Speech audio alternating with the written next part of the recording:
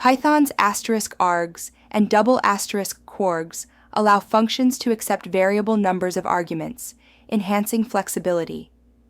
*args collects extrapositional arguments as a tuple, while *kwargs gathers keyword arguments into a dictionary.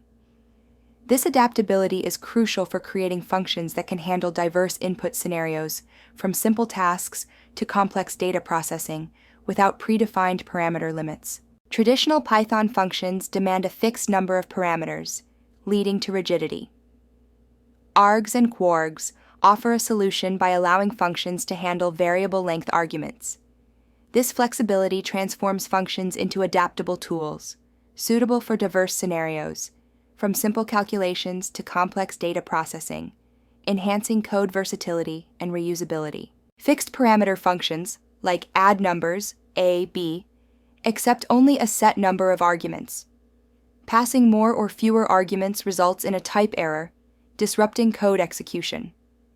This rigidity necessitates multiple similar functions or complex workarounds, complicating tasks like mathematical operations or data aggregation that require dynamic input handling.